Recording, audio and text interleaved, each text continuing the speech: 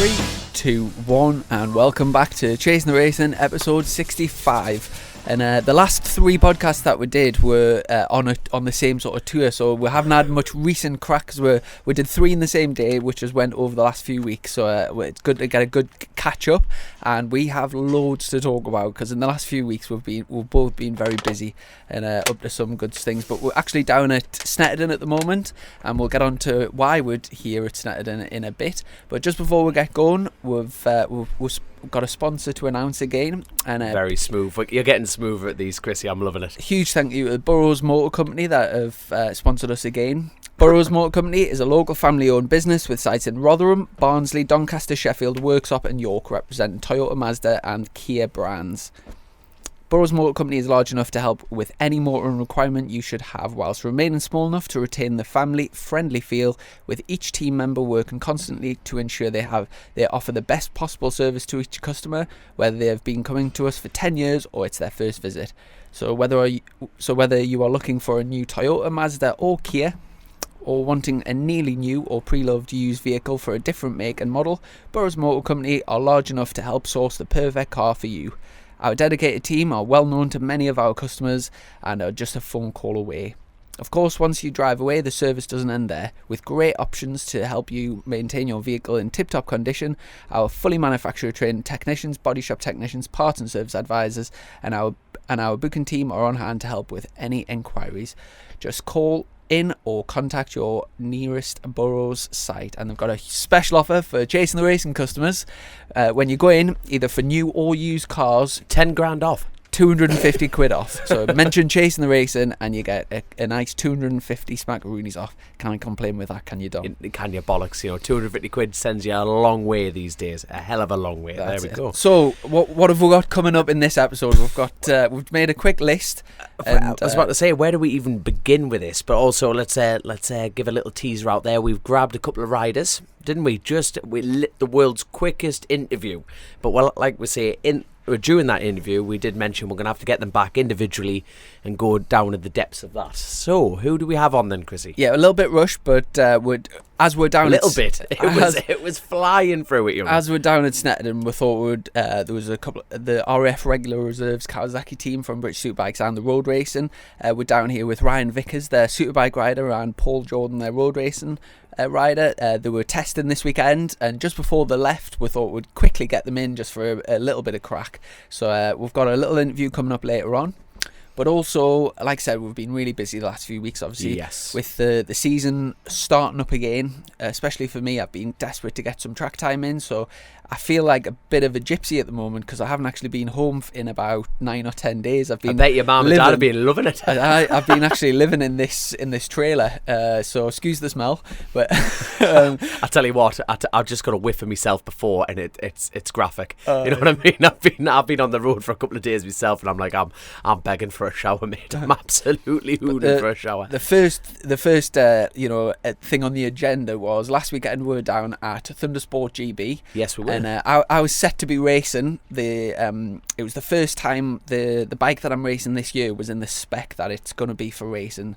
Previously, it just had the standard electronics package on, but my team Core Performance have very kindly added the calibration kit, which is it's around about £6,000 investment into the bike. Jesus, what? And that's is that an Alpha Racing product?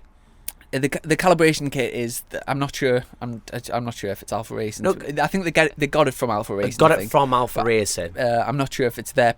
I think it is actually. Yeah, I think it is their product. I tell you what, before we go any further with that, so Alpha Racing's like the 10 Carter, because Mick Shanley was in talking about the 10 Carter influence and that. Yeah, so Alpha Racing are the BMW answer to 10 Carter.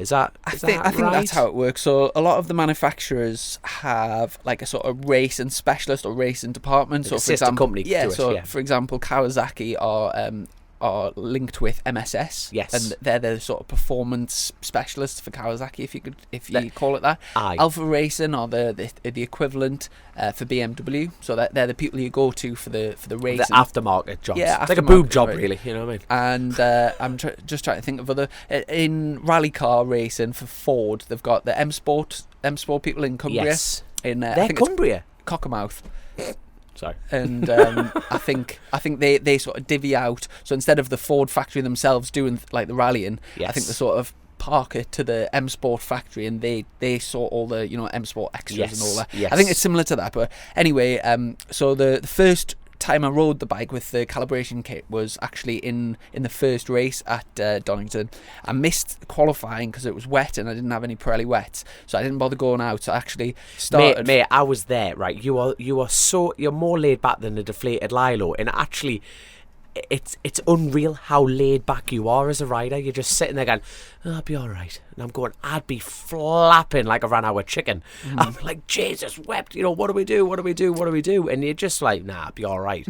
But yeah, getting on to the calibration kit. So people are probably thinking like $6,000, you could get another bike for that, and it's a huge investment.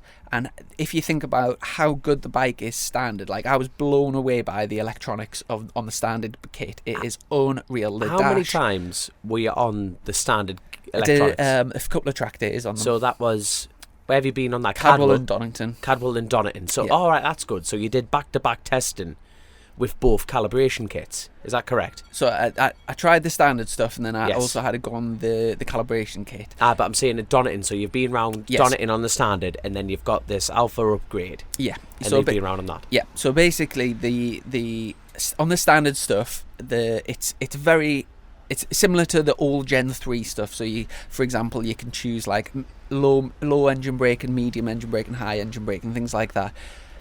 You can still do an awful lot with the standard stuff, but with the calibration kit, you can do it per gear, per 1,000 revs. So it's very much more specific, and you can really dial things in. So, like I said, the standard stuff's mega, but this stuff that I've been working on over the last weekend or stuff, it's even better.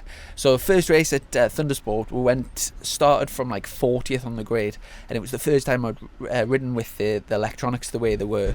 And we'd actually made a little mistake and didn't have the gear set up correctly inside the electronics. You've got to input what sprockets you've got on, and I had the wrong ones on, so the bike was way off. But I worked my way through the field and sort of got the setting ready for the next day.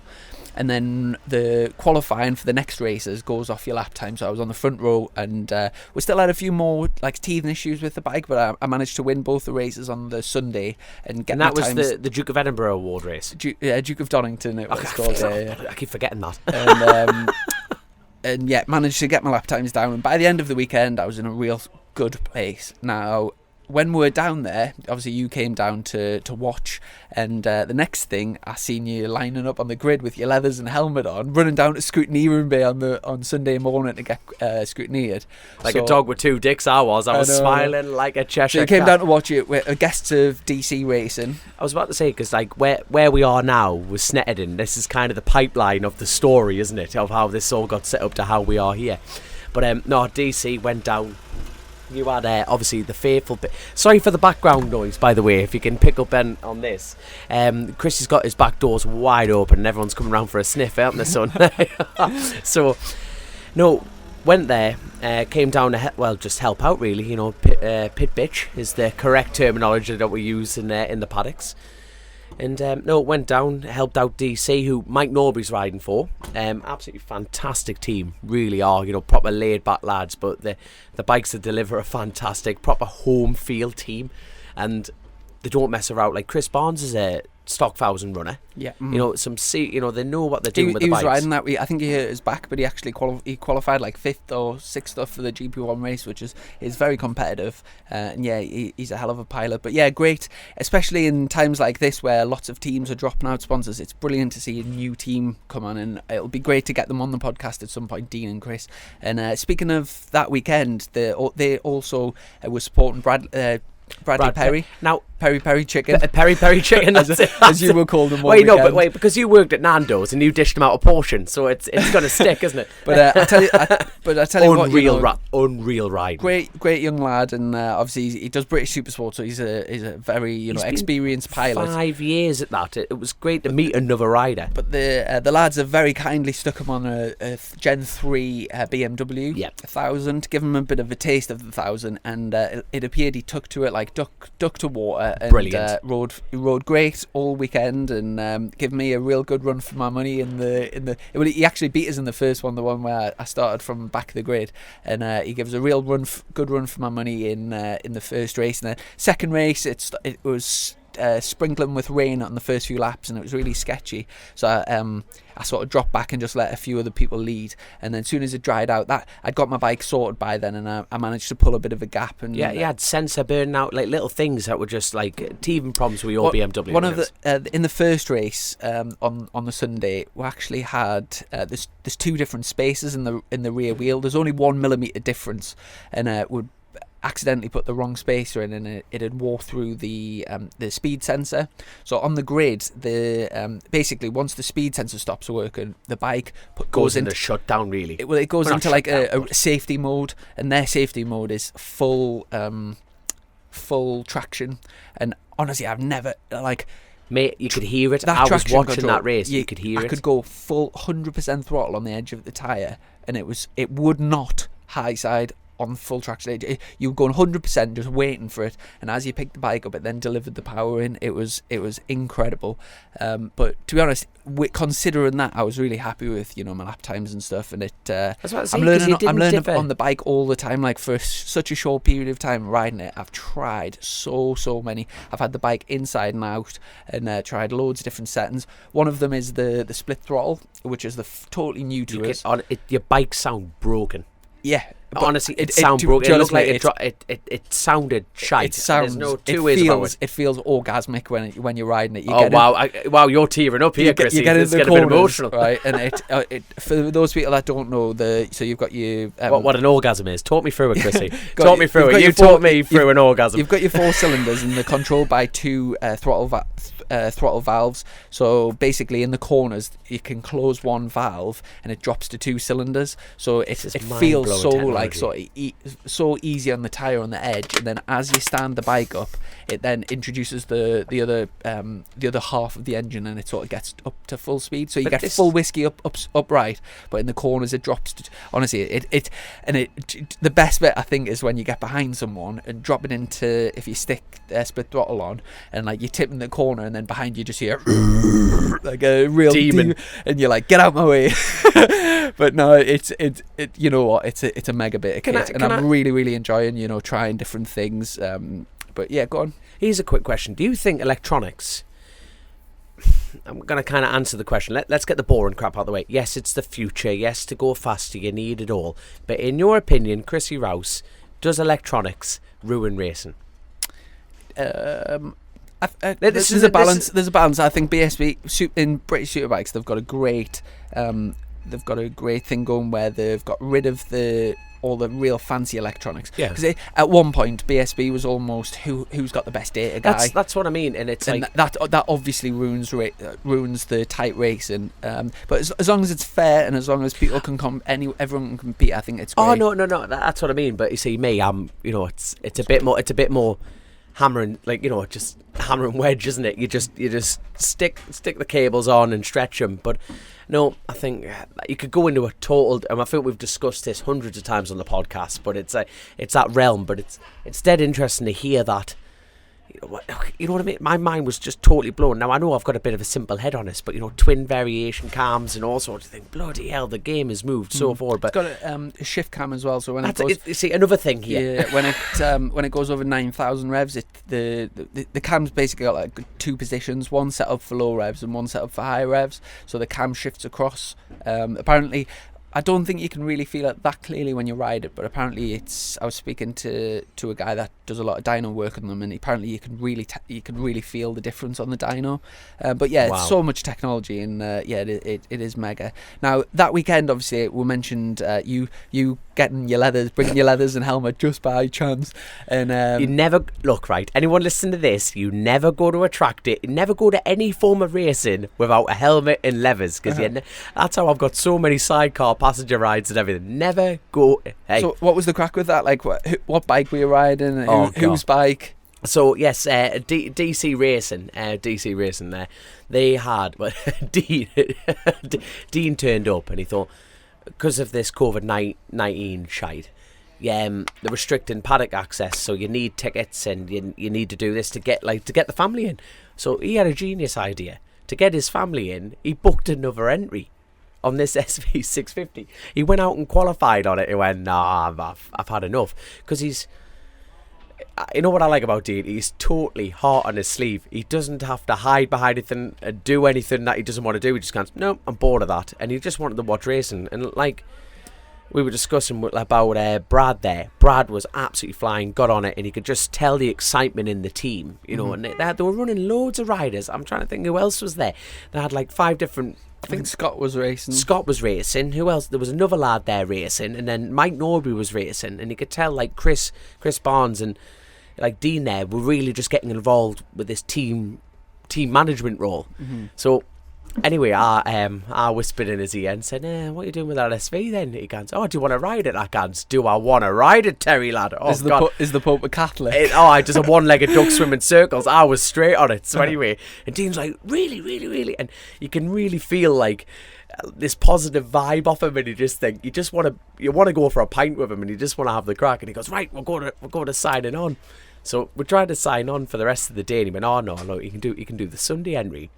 So that means I had to go from the back, and they had to put me on grid 42. So like standard stock SV 650 standard front end. Put it this way. Went out and qualified and had to do a minimum of 3 laps. I went into the first corner. My bed gave me more support into that first corner than what this little bike did. And I couldn't stop. I nearly shit myself with happiness. That's how much of a smile I had on my face. And it was just class. But like what you've done this weekend, it's like going from the back, you do get a buzz. You probably get a buzz of it. So I did well mind as well. Up to I watched your races, and starting from 42nd, you were in with the Super Twins as well. So you've got your stock mini twins and split Super classes, Twins. yeah. So obviously there's some bikes that it just wasn't realistic to catch, like Johnny Towers, who won the races, riding for Ryan Farquhar. That's like a real trick bit of kit. You hadn't obviously had no RST chance. sponsor. Yeah, go on, Johnny lad. So, yeah, obviously had no chance of catching him. But where did you end up? I ended up from the back, second in class, and I think I finished in the last race 7th overall. 6th, 7th, yeah, around 6th, there. 7th. So And, from the back up forward, now what a laugh I had, man. Carving your way through. So yeah, mega weekend, and then straight actually stayed down at Donington because I had the BSB test on the Tuesday. So stayed over on the and had a day Monday sort of doing jobs and stuff. Tuesday BSB test, 4 sessions, and I thoroughly, absolutely loved. You were on it. Loved riding. Obviously, doing the Thundersport meeting on the same track. I was about to say, I had a huge advantage, especially in the first session. It just shows what the track time does. Because let's quickly talk about Brad again. Like Brad was out in the Supersport class, and he was going like him and Rory Skinner were just away. Yeah, Brad actually ended the day P2, and for those that is outstanding. For those that aren't aware, Supersport, you can spend a lot of money getting them bikes singing kitted up. Brad's very much a privateer. His dad, builds his own engines in the kitchen. They're from Cumbria themselves, and Yeah. I tell you what, he has not got an ego on him. And as for lads and dads, it's really unrealistic to compete in Supersport because you're competing against top teams like Appleyard and Gearlink and what have you. So for Brad to end P2, ahead of some top riders, he would be really, really pleased with that. But yeah, like I said, for me, it was perfect. Sat down. It's the first time I've had my whole team there. So you, Piggy, Kev, Andy.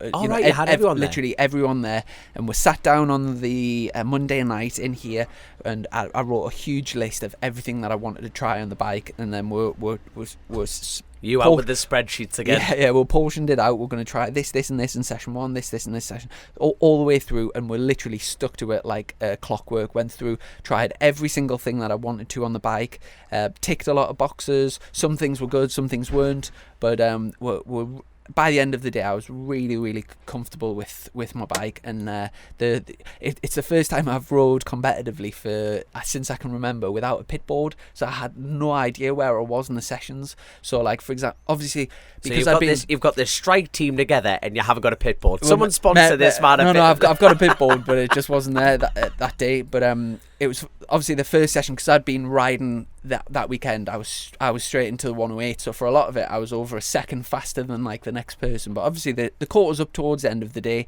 but I still topped every session other than one, and I topped every session ideal and fastest overall of the day. So how good did that feel? That must have wasn't really great, like it wasn't like I'd bang one lap in and like managed to jump to the top. I was consistently, comfortably just banging in like low 108, and it didn't feel like, I remember last year a couple of times I topped sessions and I felt like I was really scratching and like risking things to get up to the top, where I didn't have a pit board and I wasn't chasing. I wasn't like chasing lap times. I wasn't chasing things. I was just out comfortable riding the bike, getting a feel for the BM. Like I said, we tried loads of things, and by the end of the day, I was really, really comfortable, and I think we're set for the first round. Well, you see, is that you, or is that all in the bike? You're saying about how comfortable you feel. Is this the privateer Chrissy? You know what I mean? Is this what's changed then? Because you've just literally described from going, I have to scratch my arse off to get those times, and then now looking at you now, wind the clocks back a couple of months, you could barely hold your shoulder up. You're sitting there dead comfy. You're banging out wins like you're banging out wanks, mate. You know what I mean? You're just doing it off the cuff. One huge advantage that I've had this year, and I can't like overstate the importance of this, is the fact that obviously I'm riding for Crow Performance this year. It's their bike, and they've had the Generation 4 BMW since the end of last year, and the amount of development work and testing that Phil's done on that bike, had it inside and out, doing loads of track time. He's constantly on the phone with people at Alpha Racing and sending data across, and all the work that he's done to get the gear and to the engine braking maps, the traction maps. I'm very lucky in the fact that I've just walked in and copy paste stuck all of his data in and just fine-tuned it for yourself, and then fine-tuned it for myself. Yeah. And the good thing is, obviously, that as a business, Crow Performance, they do specialise in BMWs, but they do other brands. But for plug. But for people that are getting these Gen 4 BMWs, it's one thing going to a showroom and getting a bike and starting from scratch and going through all of the rookie errors and mistakes and whatever. It's a totally different ball game to go to somebody, get them to build a bike, and miss out on all of the weeks and weeks of like doing track days and having problems and whatever. Phil's already had all of those problems, and to get rid of most of them straight away and have a setting that's ready to go and ride is I'm very lucky. And not only me, obviously I've got a teammate this year, Matt Truelove, who's stepping down from Superbikes, and same again, he looks so comfortable. The pair of you are like, and that's like a whisker off each other, and it's brilliant. And that is important. Matt's looking great on the bike, really, really smooth, comfortable, and it's the most confident I've seen him ride ever, really. And I think he's in for a great season. I tell you what, I love his start line procedure. He is. Check out. No. Honestly, I'm not right. He comes like on the warm up lap, right, and it is like something out of a stunt film. He's on the nose, on the brakes. I generally look forward to seeing Matt Truelove turn up on the line. I think it looks brilliant. He's proper on the nose, trying to get the heat in the brakes just before they go off in the first corner. And you just stroll up. Pretty boring, to be fair, Chris. I think you need to step up your showmanship. You need to step up. I tell you one thing that I learned this weekend is obviously at BSB I put the best brake pads in that I can money can get your hands on. Yeah. So I put the very, very expensive. I think they're about 250 quid a set, and the one a weekend as well. So just on brake pads, spending a lot of money. Good God! But because obviously budget's tight this year, I thought to myself, I'll try and. But rather than waste like mega pads at a club meeting like this, I thought I'll stick some standard ones in, try and save a bit of money.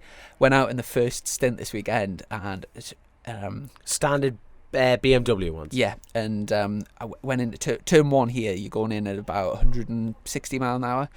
Hit the brakes and they just came back to the handle, and I have never papped my pads as much in my life. Pumping the brakes. Obviously, I broke at my braking mark, so I thought I was pretty late anyway, and I managed to stay on the track, but blimey, I was out, when your heart's going. But yeah, I was going to say, strip them out. Yeah, I put the other one straight back in. I didn't know that happened. Mate, do you want to talk about the British Superbike testing as well at Donington? Because obviously it's the first time we've seen all the Superbikes. I was about to say, yeah, let's get back to a job here and reporting on bikes. So I think, take a step back and we'll. I've got the times up here. But did you manage to watch any of the BSB testing or see any times or whatever? It's me, mate. No, I'm busy cutting trees, young. It's difficult. You can't read too much into testing, especially with superbikes, because there's a huge difference between putting a qualifying tyre in and getting a time and race pace. So, for example, if some people, like, for example, I think Taron McKenzie, 13th position. Yeah, I'm guessing that he hasn't put a qualifying tyre in and went for a time at the end. He's been working on race pace, so if he's 13th in the test, he won't be 13th at round one. No, there's no way. Tommy Bridewell in 14th, Christian Idden in 18th. These are all lads that I personally think that championship contenders. They've got a lot more in the back pockets, but they're not showing the cards early. The only thing that I would say caught us out last year was that famous first race with the Taron and O'Halloran, because O'Halloran went out in that winter, didn't he? Spanish testing, he did everything on point, he was at top of everything, but then that's the beauty of British, isn't it? He got to the first round, shit happens, love or hate, it happened, and it just kind of backfired. That was injury. Now, but I'm using that as a different example because, I think that for me was my first time I've looked at testing and gone, it's paid off. He's full of confidence, good to go. But normally, as history is told, testing it's a flip of a coin, isn't it? Like you say. Quick run through though. It was actually Lee Jackson who was in Superstock last year. Yes. He topped the times, followed by Jason O'Halloran, Hector Barbara, Glenn Irwin on the new Honda, and Andy Irwin, both 4th and 5th. Brand new bike. That is so impressive. They were doing the first bunch of sessions, though. They were leading that, though, weren't they? Andrew Irwin wasn't he? Yeah, but both Irwins at the sharp end. Danny Buchan in 6th, Josh Brooks 7th, Ryan Vickers 8th. Then we've had Joe Francis, who is I think he's batting above his what's the expression? Punching above his weight. Punching above his weight. I think he's doing very well there in 9th position. Had Bradley Ray on the BMW, Peter Hickman, Luke Mossey. Taron McKenzie, Bridewell, Ride, Olsen, Kennedy, Christian Idden, Keith Farmer, Dan Linfoot, Storm Stacey in his first year, he's 21st, Gino out on the Kawasaki, Josh Owens, Graham Irwin, Taylor McKenzie down in 25th, and Bjorn Estimant and your mate Brian McCormack rounding out the top 27. But yeah, I think the times are mega close at the front. Half a second covers the top 14. So tight little track. There's not much to Donington National, so half a second is huge. So yeah, really excited for the first round of the BSB, which is coming up. Is that this week? No, next weekend. But by the time this podcast goes out, it'll be a few days before, I'd imagine. Yes, now, 10 minutes before. We've also had some more racing, obviously World Superbikes and 2 MotoGP races. And that's today. So MotoGP races were back to back at Jerez. So they had the race, and then all of the crew stayed down there, and then another race. The first race. What do you think of that platform? I know it's forced upon platform, but I quite like that. Mm-hmm. I think it gives a fair chance, like back to back race, and I think it definitely puts a spin on things anyway. But it was some it definitely was different results. Other than the winner was the same. But anyway, the first which was called the Spanish Grand Prix, Quartararo rode a perfect race, won by 4.5 seconds ahead of Vinales. Dovi was 3rd, and obviously after breaking his collarbone 10 days or something before that mega ride. How did he do it in? Testing motocross. He was racing motocross as well, a full-on competitive race. 4th and Morbidelli 5th. I'll just say as well, a great documentary. A lad shared it with us on Twitter of Dovi. If you go on, it's on Red Bull website, and it follows Dovi all of last year. Really, really good documentary. Well worth if you're interested in MotoGP. The next race, which was the same track, but it's called the Andalusia Grand Prix. Quartararo. You enjoyed saying that, didn't you? Quartararo was again absolutely remarkable. He looks so at home on that Yamaha. contrasting him and Marquez, Marquez is loose and all over the place. Quartararo just banging out. We'll come on to that in a sec. Vinales again second, and great to see the master himself, Valentino Rossi, getting a podium. I think he's 42-year-old now. Absolutely unbelievable. Nakagami fourth and Mir fifth. Great result for Nakagami as well. He's punching above his weight there as well, but.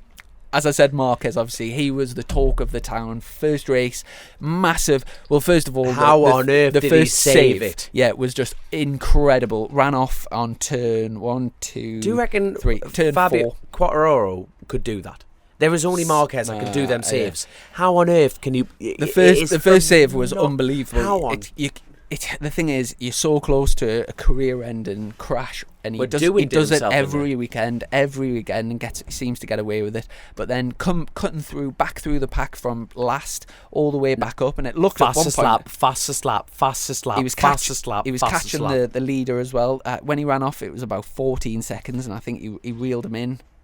He wouldn't have caught Quartararo, but he was definitely on for second. He was on for second from the back, and my God, I tell you what, it's a firm reminder, because we've talked about this before. White lines, and you're like, oh, just cut the paint. I am like, I tell you, as a road racer, I see a curb or a bit of paint, I stay away from it. Now, Edwards had a thing on his Twitter, and Colin Edwards. I didn't. He said something about it not being Marquez's fault, and I think it was something electrical on the bike. I need to double check that, but huge crash, and Honda obviously denied that, saying it was nothing wrong with the bike. That's been open, very open about that. But he hit the line. Yeah. That white line caused that. But huge high side, and mangled his arm, snapped the top of his arm here. If you've seen X-rays, it's on his Instagram. What's that bone called again? Is it humerus? Humerus, aye. And funny about that. It's snapped clean.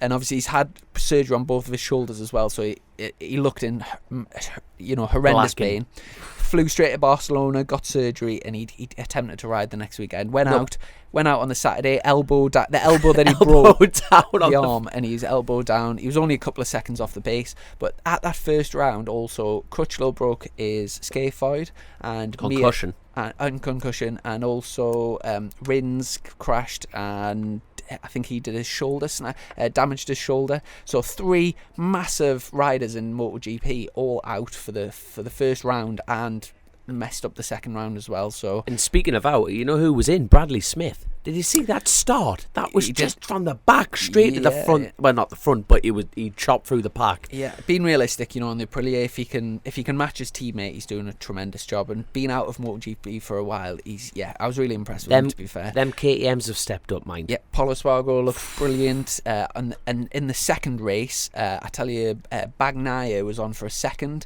on the Ducati, and he looked unbelievable, and his engine let go. Felt really sorry for him, because I think it would have been his first MotoGP podium, best result, and he was riding so well. So shame about that. Now, what about the Moto2s? Moto2, Sam Lowes did pretty decent. That's I think good racing. Did he have 2 fourths? 2 fourths, nice yeah. And so consistent, no, it was after a big shoulder injury earlier in the season. Probably just what he needed. And also Moto3. Yeah. Oh, you was going to say about Moto2 there, were you? No, no, Moto3. British Hope, McPhee.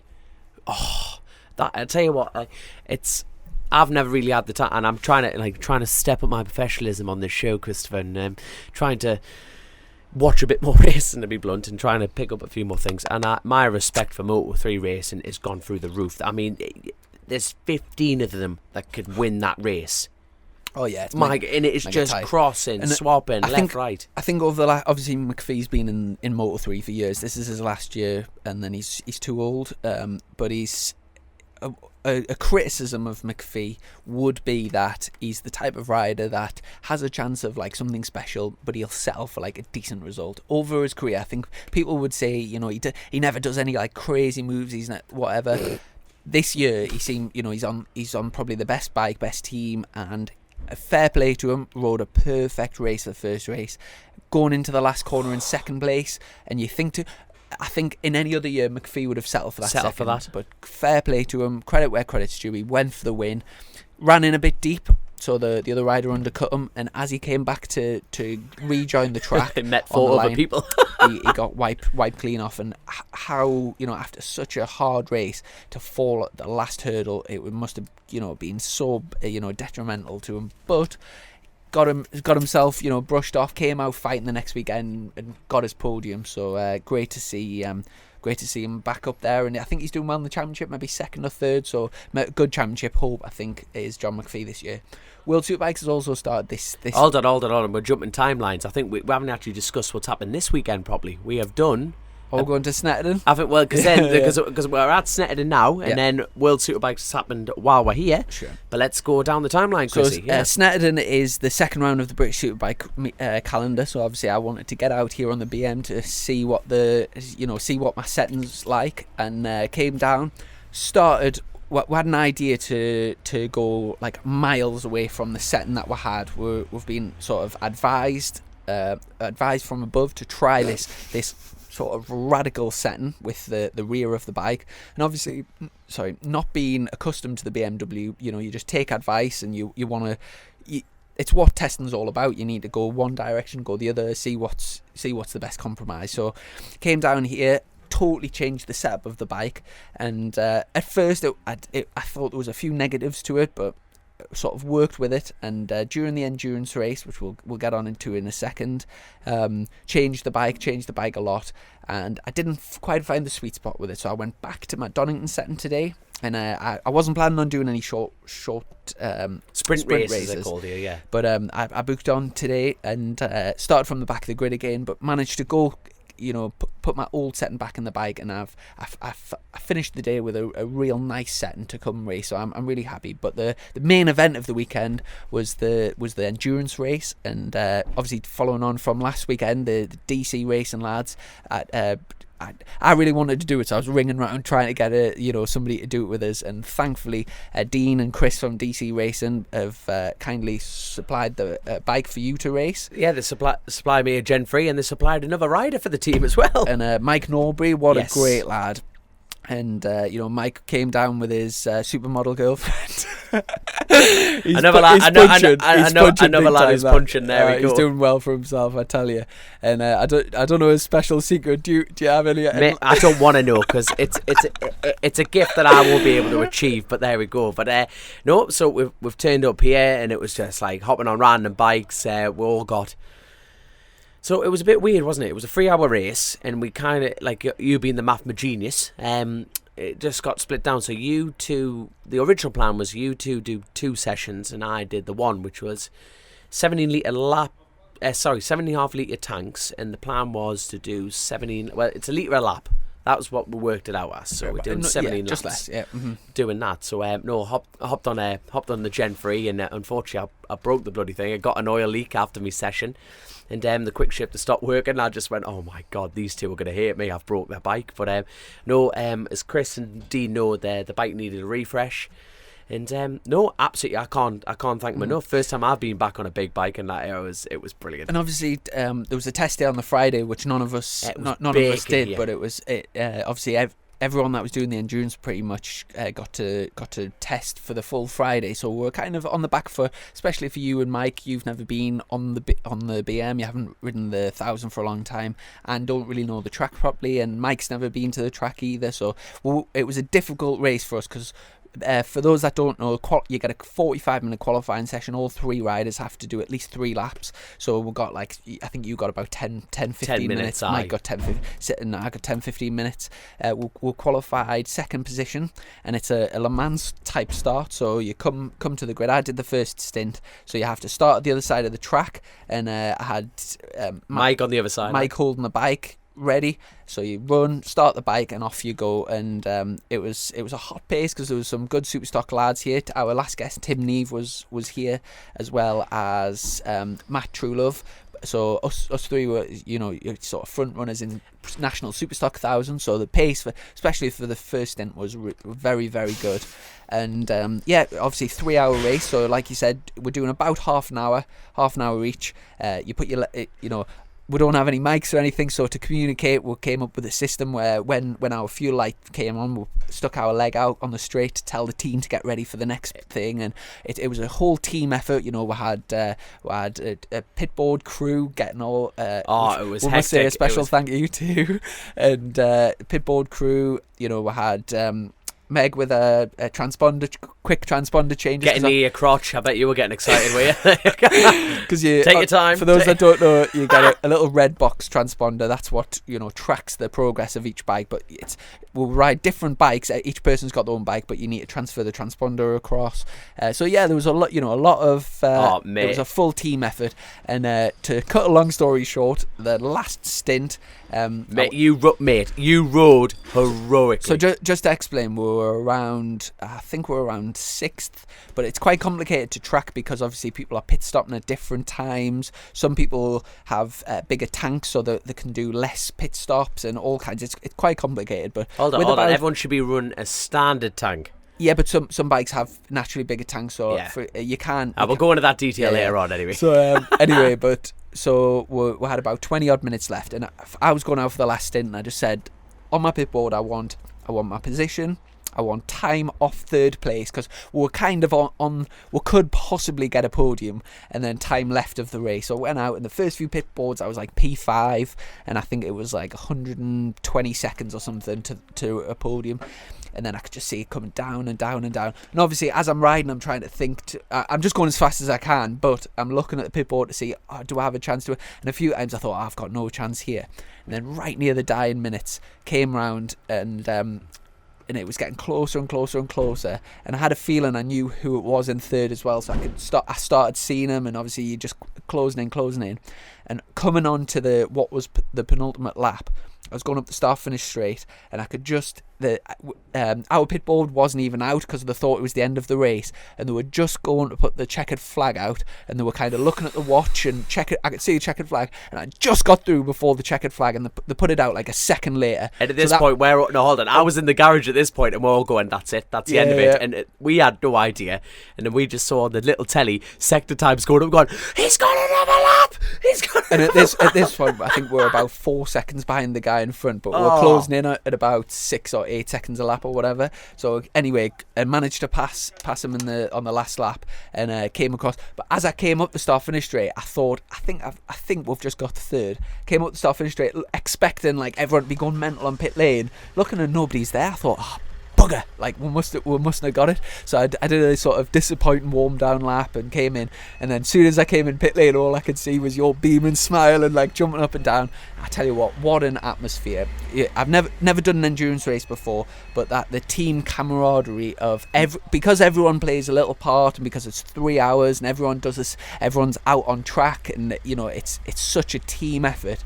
Team relief afterwards was unbelievable. Mate, you should have seen it in that garage, man, because obviously you had the telly like set up and at the lap time, and everyone was surrounding this telly, man. It was like winning the World Cup final on penalties. We were just like, just going mental. It was brilliant. And look at this for a little souvenir, my man.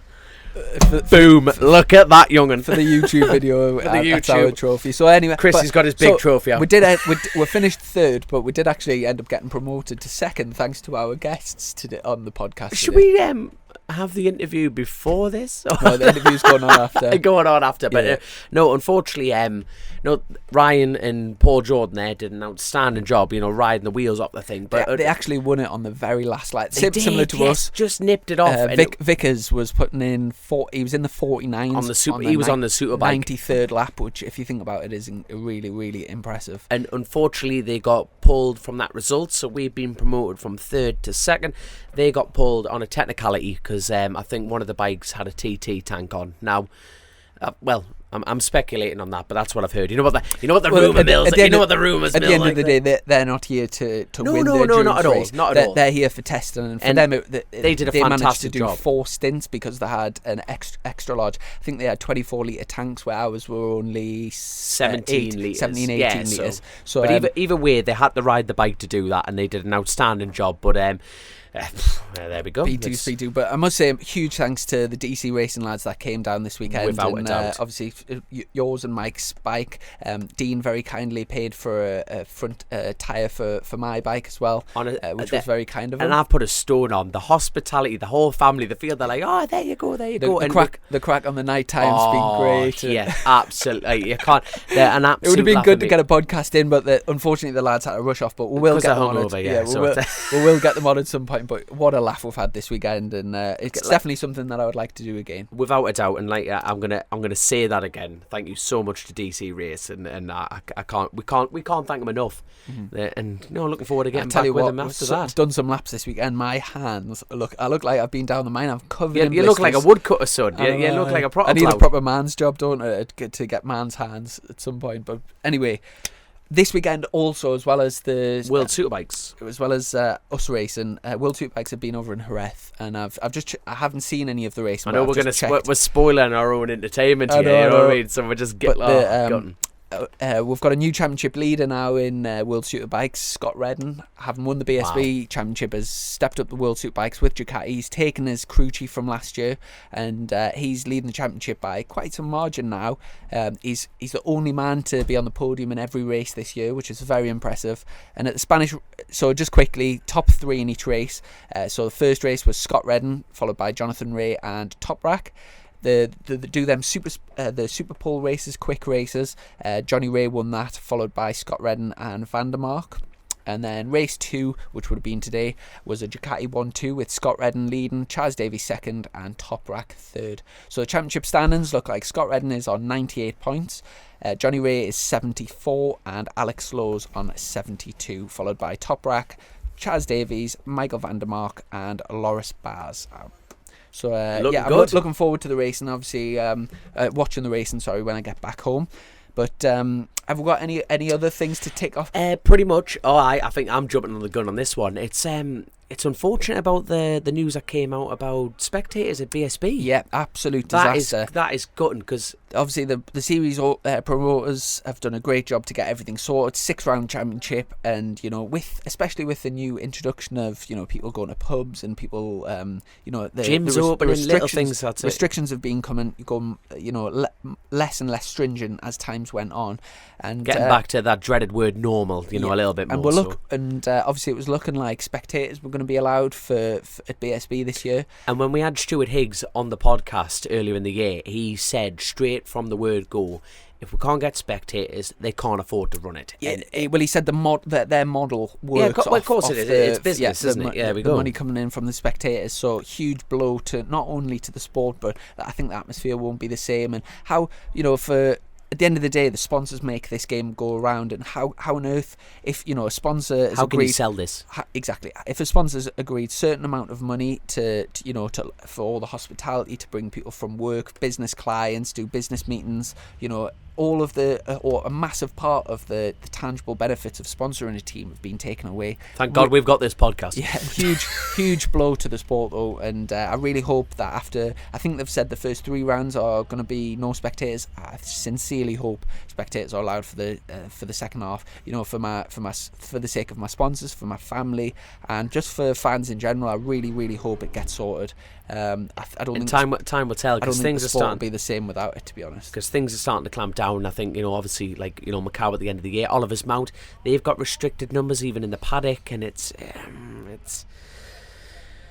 But to me, it's hard. It's difficult time. We're potentially looking at difficult times again. But I tell you what, in the great words of Churchill, we will be victorious. To me, though, it is and I just want to say this: it is absolutely madness that we can't have spectators. Every park in the country is open. Why can't Donington Park be open? It's a park. You go to parks. It's a park. You go to parks in London, and they are full of people, families sat together, socially distanced, respecting the rules. Donington Park is acres and acres and acres of land. There is absolutely no issues whatsoever with socially distancing and watching some racing. I think it's a huge blow, massive blow, and I think one of the reasons was because it was classed as an elite sport like rugby, football and stuff. But when you contrast going to a stadium and stood bang shoulder to shoulder, Aye. it's not like that in bike not racing. at all. You can fair enough, close the grandstands, have, socially distanced queues and all. You can, I personally think it would have been very, very easily to run a successful event under the guidance at the moment. So a massive, huge shame. And like I say, obviously we'll still be racing and doing the best we can, putting a good show on for the TV. But it is a blow, like. Mind you, the one thing I've got to say, right, when you won that Duke of Edinburgh award, you rolled into the Parc Fermé and you had a face on you like a slapped arse, right? And I'm looking at everyone else behind, blowing out their bagpipes, and I'm going, Chrissy, have a look around, son. Everyone else would love to be there. And you're like, yeah, the sensor's broken. Yeah, mint. Like today, I like that. I'm like, mate, I'm like an excited terrier chasing cars. I'm like, get in, we're racing. You're like that. Yeah. Well, at the end of the day, mate, Wait, I'm at Thundersport to test the bike and get the bike ready. So whether I finish first, sixth, or 10th, I would have started from pit lane and I just wanted the track time. I know, but come on, man.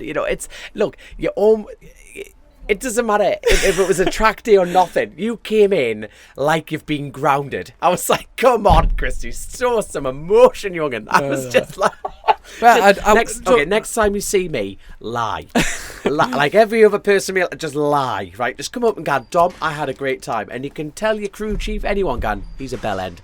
Had to lie to him. You know what I mean? Just promise me next time. When you win the championship and you don't smile, I'm going to punch, like... Every listener now, all the listeners, that's a promise. When you win the British Championship and you don't smile, I'm going to punch you.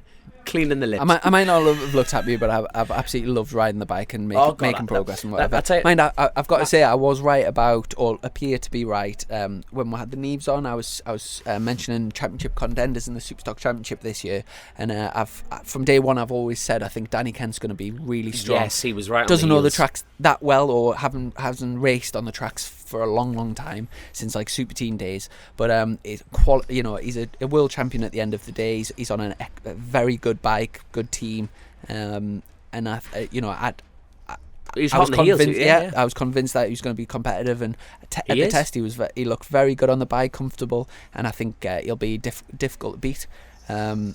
Also, our last guest, Tom Neve. Tom and Tim had a good test, but especially Tom. I think Tom finished second overall on the new Honda, and I did a few laps behind him. It looked, a few issues here and there, but I think a little bit of work to do, and I think that bike will be when they get it dialed in. Yeah, definitely. So I think it's going to be a cracking championship. Obviously, I could list all the riders and things, but it's looking good. Even if we only get through, heaven forbid, we only get 3 rounds, it's going to be a brilliantly entertaining 3 rounds. Yeah. But I tell you what, before we jump onto this interview, mate, can I just say on a personal level how good you look on the bike? It's been an absolute pleasure watching you race. And I've been lucky enough to be at Donington Park, not the test, but just watching you, and I can see a different rider. Your shoulder you just look confident on it. You breathe it. You're just nice and relaxed, and it's an absolute pleasure to piggyback your success on Chasin racing. You know what I mean? So, I will. You just let me blow some smoke up your arse for 5 minutes, for God's sake. But no, you look great. You're riding great, and I genuinely believe, touch wood, for God's sake, you're on for it, mate. And being on a privateer outfit, you're bringing that. You can see the passion coming through, and if there is anyone listening to this is a great opportunity to get behind you. It really is, and just please get in touch. I am plugging the shit out of this. So there we go. But honestly, it's borderline emotional. I appreciate that. Now, anything can happen in this game. Obviously, You've got to be on your mettle 100% of the time. But I'm thoroughly enjoying riding at the moment, and I feel great on the bike. And I feel we've got a real good setup of the bike as well, which is one of the main, the main thing really. Yes. So looking forward to the racing, and I'm really pleased with how everything's working, my team and everything. And have you got anything? Is anything else on the? We did a little tick list of. We had to, with all the crack that's filled in. I feel like we'll end up missing something off the crack here. But just I'm looking forward to Oliver's mount. Thank you, big thanks to DC Racing. Thank you, everyone. Thank you, all our patrons, sponsors, listeners, our personal sponsors. Just thank you for being you. Thank you to No Limits. Thank you, Lord Jesus and Elvis Presley, for delivering ultimate albums before you died on the shitter. I'm just feeling grateful. So let's just get on with the racing next week. So we've got right now we've got an interview with Ryan Vickers and Paul Jordan. Ryan Vickers is contesting for the British Superbike Championship this year. Looking really good. really young lad, but he's came up the ranks really fast and He's got his head screwed on. Yeah, very very impressive this weekend, and also he showed times of excellence last year. He didn't really have a strong year as a whole, but he showed glimpses of what he can do, and if he can get that consistency, Without a doubt, he'll be a force to be reckoned with. And also Paul Jordan, who you're a lot more familiar with. I've only only met him a side few of things, times. that's it. But no, he's looking he's looking happy. You know what I mean? And we are firm believers, as everyone is. A happy lad is a fast lad, and I think Paul's got a lot to deliver with that team. A lot. From the seams and looking at him and chatting to him privately, you know, there's no real pressure from him, and he'll thrive from that. And I'm looking forward to seeing his results. Hopefully, I'm in front of him. But there we go. But no, on to that. No, thank you to the guests, and let's go from there. Fabulous. Thanks very much, mate. And we're joined with the RAF Reserves lads. We're down at Snetterton, and a little bit of a rush because we must only have about 10 minutes now. Cause we've been 10 minutes. Hold on. Let's face it, it's 3 minutes. So, why do you like bikes? How long have you riding bikes? We're down at No Limits, and obviously a bit of testing just before the season starts. Have you both had a good weekend? Go on, Vickers, you first. Yeah, mega weekend. Really enjoyed being back on the bike with the team. We've been out a couple of times, not too many, but this is the first time that we've done like 3 days or more than 1 day on consecutive sort of run. So, it's been real nice to get back out. I mean, it's a club racing event, so there's not many clear laps and stuff like that, but we really enjoyed being out there. The weather's been on our side, and yeah, it's just been mega. Riding bikes around the circles. Does someone teach you professional riders how to speak? Because that was bloody beautiful. unreal. That normally you get knackers on like me, like yeah, it was sunny, it was nice, had a great time. That was very good, Ryan. There you go. So let's backtrack before we jump on Paul Jordan here. No, that sounded like a physical abuse there, but let's talk about your career. You know, you've gone from literally CB 500s into superbikes.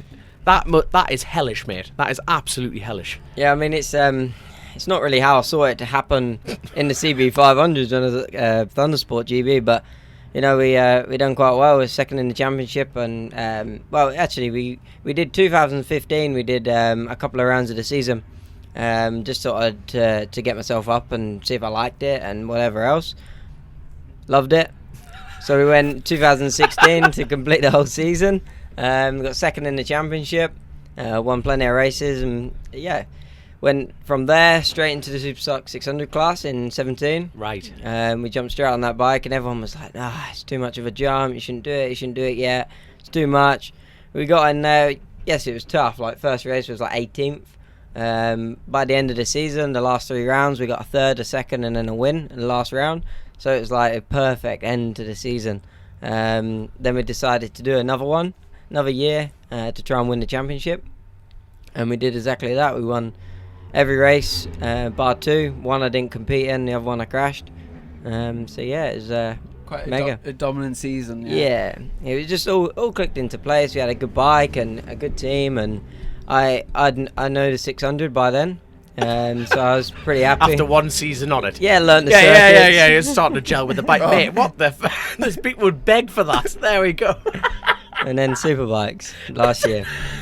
And what about you, Paul? I'd remember seeing your name years ago at a MotoGP wildcard. We're like hiding under the things.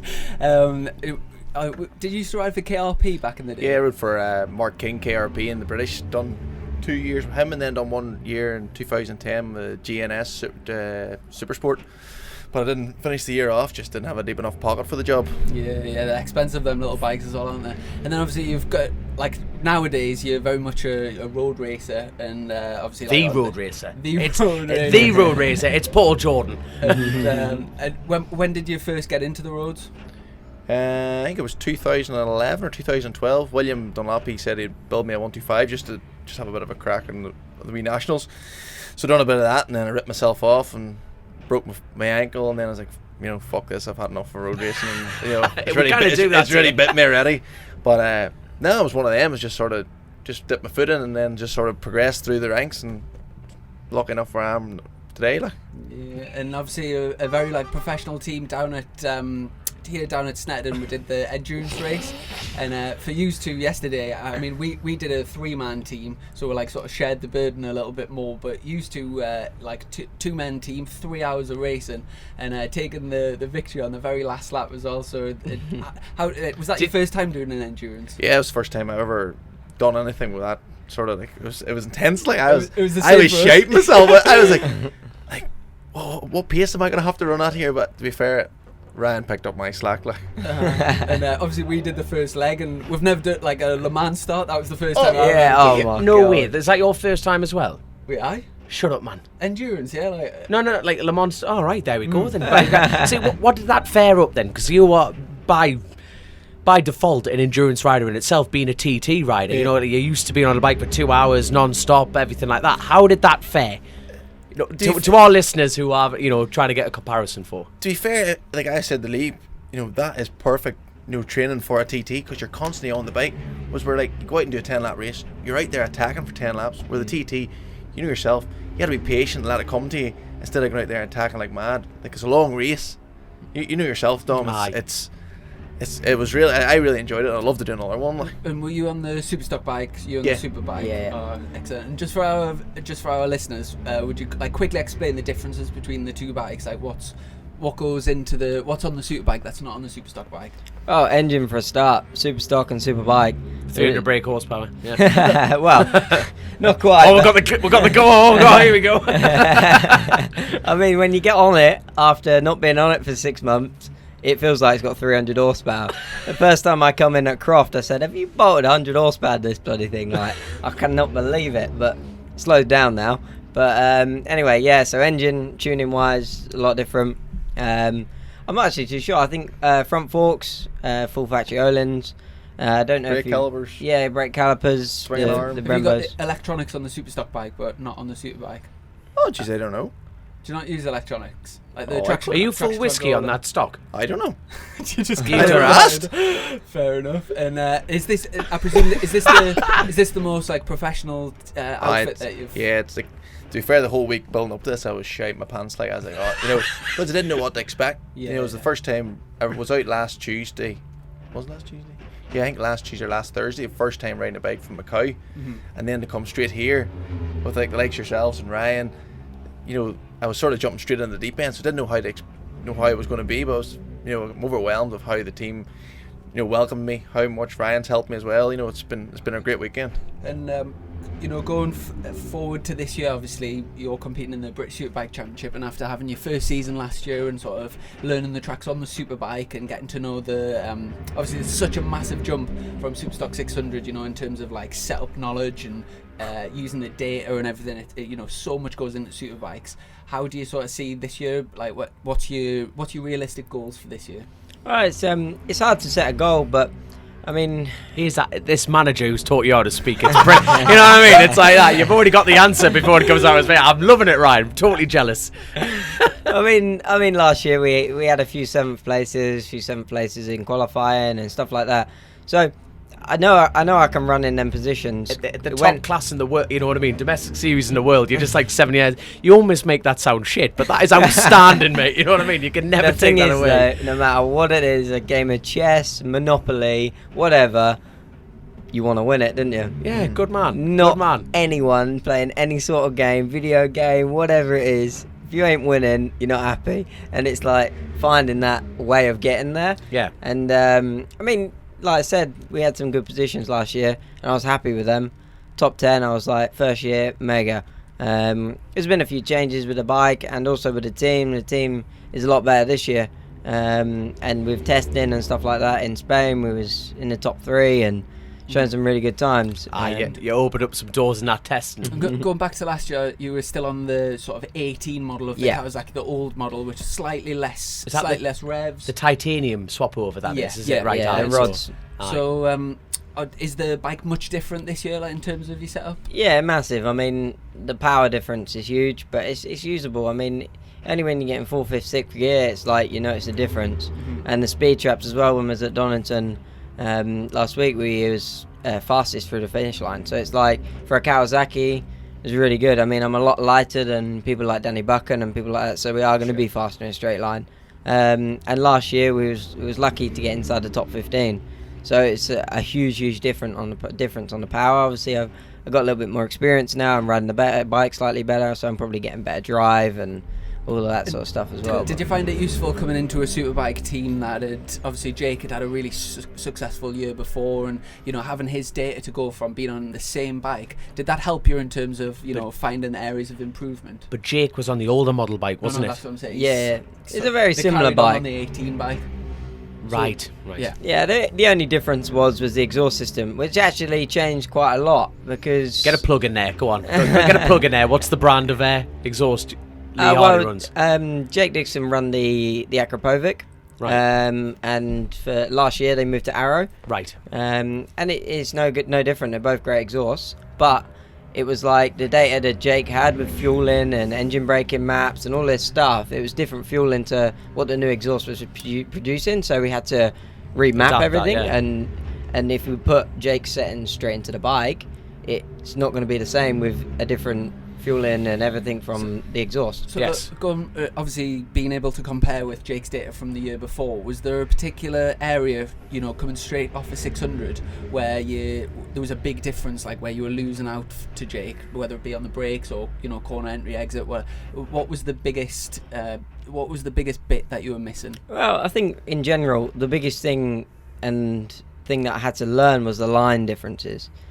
On the Superbike, it's so much more like drawing a triangle, so you can brake really hard for longer because they've got very powerful brakes. If you're trying to brake on the side of the tyre hard, you can't do it. 600, it's like carrying corner speed, powering on the edge of the tyre because you haven't got much power. On the Superbike, if you try powering on the edge of the tyre, you're to the moon. Like, you have to drive and you're upright. Because you're both very similar, because you're very experienced and very fast road race in the 600s. That is, to be fair, your strongest class by any stretch. You were absolutely giving it to them at the Northwest last year. Twins as well. Oh God! That's the thing, because you haven't had in road racing a huge amount of experience on thousands. No. So to be fair, your characteristics as both riders, both corner speeds, you're both learning to pick the thing up. Like you and me were having a chat about that, and I'm going, the differences is phenomenal. So the amount he's taught you. How much have you learned this weekend just from Ryan? Like, we just went for a cycle around the track the other night, and the difference it made, it went 2 seconds faster just like that. Just straight away, just because I was in the wrong position of the track, and just because I was trying to carry the corner speed on the side of the tyre where he was just picking the thing up and firing it out. I wasn't. Right. And I just changed it, and the difference was insane. It even made and settled the bike and everything. And obviously this year, with most of the road racing either being postponed or cancelled due to the dreaded C word, what's your calendar looking like for 2020? Just sitting on standby all day, Really? every day. So nothing booked in. It's just, well, like, obviously they're Ryan at the minute, he's full power. Like, they have to get the job and the show for him. Sure. Because obviously with the British going, yeah. Yeah, and if there's another one of these comes up, and it's a track that Ryan's going to after, I'm sure that we'll be going and doing something like that. But you're also riding for the Burrows team at national meetings. Yeah. So what are the Burrows team doing for you? So I think they're looking to there's a B&D race at Kirkestown coming up. I think so now. Right. And then obviously the Cookstown if it goes ahead, but everybody doesn't really know what's going on. Right, so are you getting any more track time with Burrows? Anything back at home? Because the thing is, we're all all of us here are trying to squeeze in a whole season into physical seconds, like this bloody interview. First of all, I'm so sorry to all our listeners. We will definitely get you back. I feel like I'm closing the show now, but we'll definitely get you back on, and we'll go into more details in both your careers, without a doubt. Yeah. I've got to say though, before you go, what's your pick for top 3 of BSB this year? Well, you got to say Josh Brooks is probably one of the most favourite.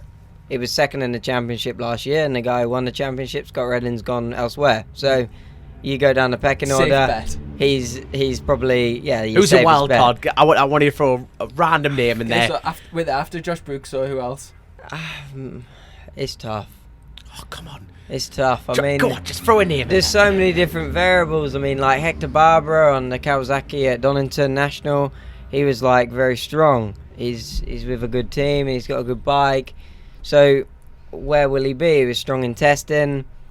How much has he got? Where's he gonna settle? He'll be quick at Donington and places like that where it's fast flowing European style. When we get to Donington Park and whatever else, can he hold it together? Can he get a result? I mean, when we was with BSB there last year, he was way back outside of the points sort of thing. So it's whether or not he can put a championship together on like high positions. It'd be interesting. I mean, I don't know if that's bike related or whatever it was. I don't know. Or just experience on the circuits. But then Tommy Bridewell, strong season last year. He was there. If he wasn't on the podium, he was the next guy to get on the podium, if you know what I mean. He seems like a quiet lad. You don't see much activity, like from my point of view, you don't see a lot of activity from Tommy. He's very... keeps quiet and he's fast. He just turns up and you're like, whoa, you're almost being respectful. You almost forget about him. He's like, very much a fan's favourite at BSB. I think he's got a, he speaks his mind on social media and in interviews and stuff, and he doesn't sort of, he is very, very well. He would wear his heart in his sleeve, like, wouldn't he? Yeah, and, which is good. Yeah, it shows his person. Like. It was nice to see him have such a successful season last year, and I do think he'll be really strong this year. And obviously, Christian going on the Ducati as well. Exactly. I think he's going to be a strong contender. How did obviously we had Donington Park BSB tests on Tuesday. How did that go for you? Yeah, okay, to be honest, I mean, unfortunately we had a little crash, second lap out at the start of the day, but cold tyre just caught me out. I wasn't pushing, just one of them things, learn from it. But there's something wrong with the bike, something twisted, took a while to figure it out. We got back out for the last session, got 25 laps in that session. The session before we got a few laps in, we ended up being P8 and was only 0.2 off and was like near enough lap record pace. So for 25 laps we was like, cool, we'll take that. And there was a lot of stuff that we could have worked on and gone better. So I mean, with the whole day we can always say this, if that. I think we can be strong at the start of this season at Donington. There we go. Go on, Paul, your prediction. Top 3. This is how you answer it, Ryan. Watch this. 1, 2, 3. Go on, son. I am set next year. And that's why he's not going to say it. So there you go. Well, when you put it like that. Brooksy, definitely. Like, you can't rule him out. Yep, Brooksy. Bridewell, Midden. There we are. See, that's an answer. There we are. There we go. So what about the 600s? Because you're very good friends with Lee Johnson, is he doing the full 600?